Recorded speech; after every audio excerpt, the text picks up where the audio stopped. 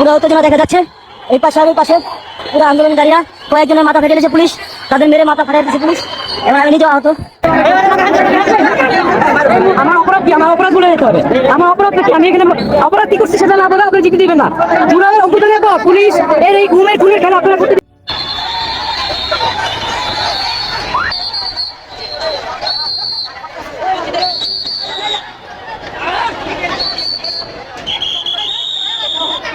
এখানে আপনারা জানেন যে গত 21 তারিখ থেকে প্রথম আলো এবং ডেইলি স্টারের বিরুদ্ধে কিছু সংখ্যক আন্দোলনকারী বা কিছু সংখ্যক তারা আপত্তি জানাচ্ছেন যে প্রথম আলো এবং ডেইলি স্টার বাংলাদেশের বিরুদ্ধে কাজ করে বা ভারতের পক্ষে কাজ করে। এই ধরনের কিছু অভিযোগের ভিত্তিতে বা যারা এখানে আন্দোলন করছেন তাদের এই অভিযোগের ভিত্তিতে কিন্তু তারা আবার আজ প্রথম আলো যে কার্যালয় রয়েছে কারণ বাজার সেখানে অবস্থান নিয়েছে। সেখানে অবস্থান নিয়ে তারা রান্নাবান্না থেকে শুরু করে সারাদিন এই সকল কর্মযোগ্য তারা চালিয়েছেন অবরোধের অংশ হিসেবে।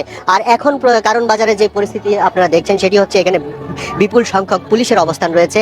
আর আন্দোলনকারীদের ছত্রভঙ্গ করতে পুলিশেরও ভূমিকা আমরা দেখেছি। আর অন্য পাশ থেকে যারা এখানে আন্দোলন করেছেন প্রথম আলোর বিপক্ষে তাদেরও অবস্থান দেখেছি। এখানে মূলত দুই পক্ষের ধাওয়া পাল্টা ধাওয়া চলছে। আপনারা দেখছেন যে পুলিশ অ্যাকশনে যাচ্ছে এবং আন্দোলনকারীদের ছত্রভঙ্গ করতে। আর কারণ বাজারে এত সংখ্যক মানুষ, বাজারের আশপাশ থেকে শুরু করে সব কিছুতেই কিন্তু একটি জনাকীর্ণ পরিবেশ বিরাজ করছে।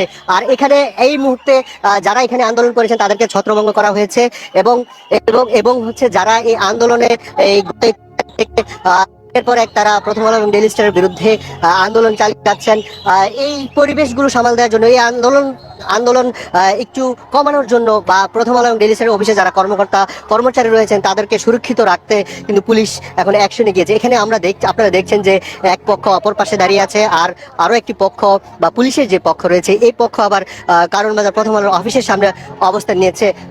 আমরা একটু দেখানোর চেষ্টা করবো এখানে বিপুল সংখ্যক পুলিশের অবস্থান রয়েছে যারা প্রথম আলো কার্যালয়ের নিরাপত্তা নিশ্চিত করার লক্ষ্যে কিন্তু এখানে কয়েকশো পুলিশ মোতায়েন করা হয়েছে। সেই সাথে আরো একটি বিষয় আমরা দেখতে পাচ্ছি সেটি হচ্ছে এখানে এক পাশে হচ্ছে যারা আন্দোলন করেছেন তাদের একটি পক্ষ, আবার এক পাশে কারণ বাজারের যেই ব্যবসায়ী বা কর্মকর্তা বা কর্মচারী যারা এখানে দিনমজুর বা যারা ব্যবসায়ী তারাও কিন্তু এখানে রয়েছে। সবকিছু মিলে দুই পক্ষেরই কিন্তু অবস্থান এখানে রয়েছে। আর কিছুক্ষণ আগে ককটেল বিস্ফোরণের ঘটনা ঘটেছে। আর এখান থেকে আমরা দেখেছি যে প্রায় 2 থেকে 3 জনকে আবার আটক